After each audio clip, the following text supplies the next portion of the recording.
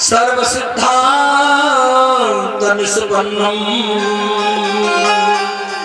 संसार भयनाशनम। तुलसी ने तो इस पावन पंक्तियों में गागर में सागर भरा और कहा राम कथा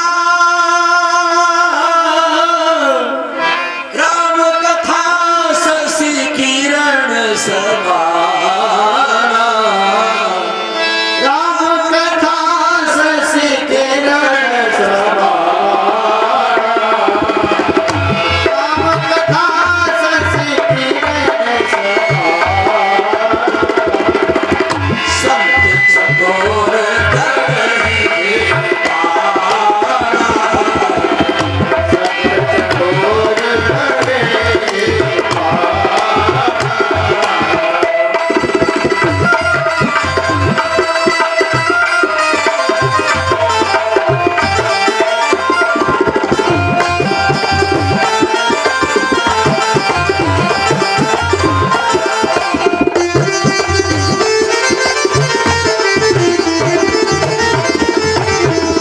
राम कथा सुर सर की धारा। राम कथा सुर सर की धारा। सरसरित विचार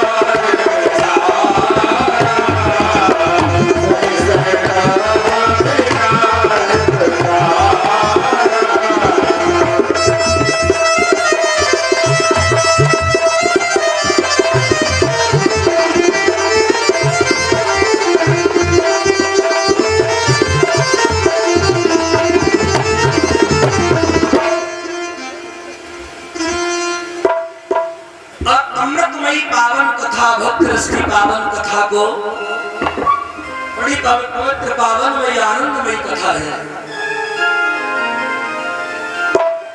नेम सारण में विराजमान बड़ा सुंदर भक्ति का भाव दे रहे हैं हमारे सूत जी महाराज। परीक्षकम कथा वक्तुम सभायाम संसुते सुखे। परीक्षकम कथा वक्तुम सभायाम संसुते सुखे। भाव समझिए थोड़ी देर का।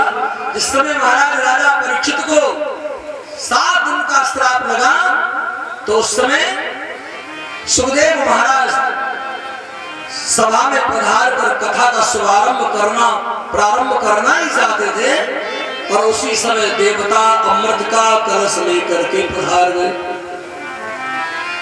और कहा महाराज हमारे इस कलश में अमृत भरा हुआ है। सुमंत जी महाराज क्या भरा है? अमृत। और ये अमृत का पान तो आप राजा परीक्षित को करा दीजिए और जो भागवत रूपी अमृत राजा परीक्षित को सुनाने के लिए जा रहे हैं वो कथा रूपी अमृत आप हम देवताओं को पिला दीजिए। तो आप विचार करना कहाँ कांच और कहाँ मणि। कांच कांच होता है और मणि मणि होती है। मणि की समानता कांच से नहीं हो सकती। बोले कहा ये अमृत का कलश आप वापस ले जाओ। कथा रूपी अमृत का अधिकारी तो केवल राजा परीक्षित ही है। बाबा तुलसी की बड़ी सुंदर वाणी। राम कथा के वेद अधिकारी। राम कथा के वेद अधिकारी।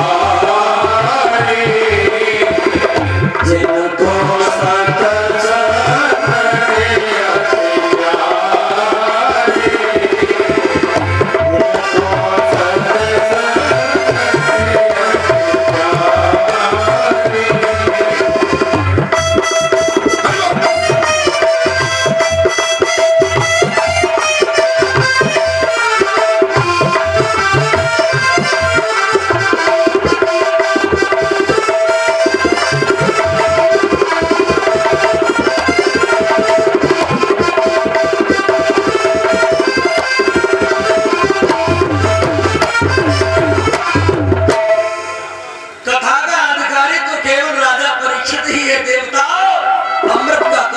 वापस ले जाओ। कहाँ कांच और कहाँ मणि में समानता नहीं हो सकती। अब आप विचार करना, कथा रूपी अमृत कितना महान है, ये भागवत रूपी कथा कितनी महान है। और ये महान कथा भगवान की कृपा से प्राप्त होती है। कथा भक्ति का रस है, कथा ज्ञान का रस है, कथा आनंद का रस है, और ये कथा मुक्ति का रस है, ये कथा भक्ति का रस है। और कथा ये पावनमयी कथा, बड़ी पवित्र पावनमयी कथा है। ये वो कथा है, ये व्यथा दूर करती है। देवताओं ने आश्चर्य किया, और आश्चर्य में आकर के देवताओं में ब्रह्मा जी ने विचार किया, इतनी महानता इस कथा पुराण में क्यों है? भागवत में महानता क्या है? देवताओं ने उस तराजू के दो पलड़ा होते हैं, सप्तलोक को तुला तराजू बना करके, और भागवत रूपी पुराण एक तरफ रखा और दूसरी तरफ सभी पुराणों को रखा। और जब उसका मापन किया गया, तौल की गई, तो सबसे बड़ा पलड़ा नीतीश भैया किनका भारी रहा? भागवत महापुराण का। बोलिए श्रीमद् भागवत महापुराण की। जिसमें भागवत महापुराण रखा था, वो पलड़ा सबसे अधिक भारी रहा, और सब पलड़े हल्के हो गए।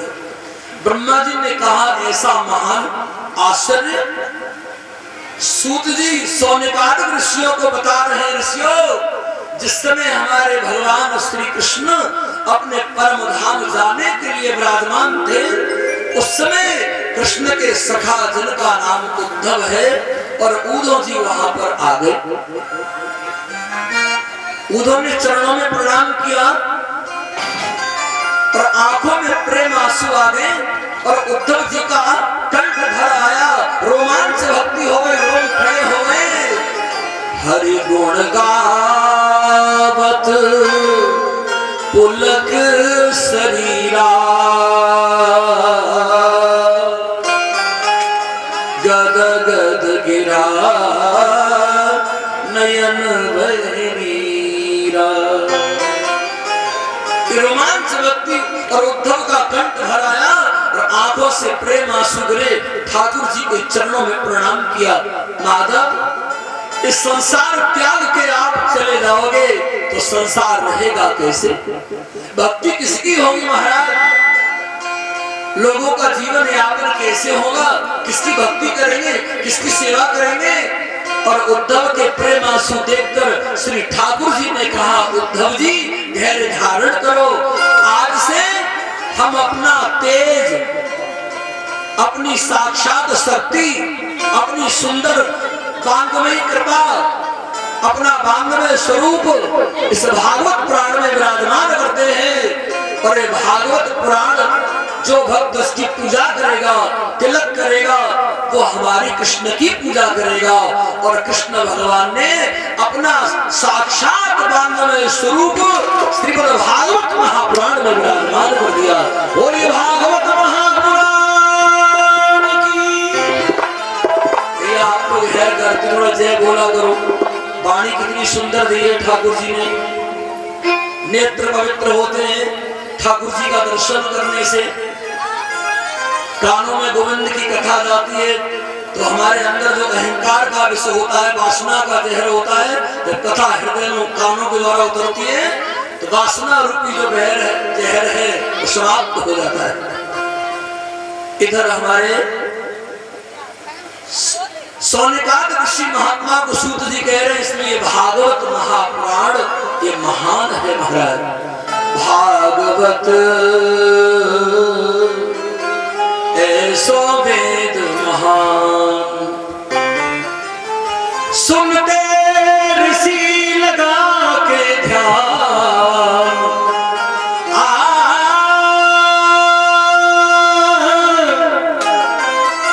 सुनते ऋषि लगा के ध्यान। भागवत ऐसो वेद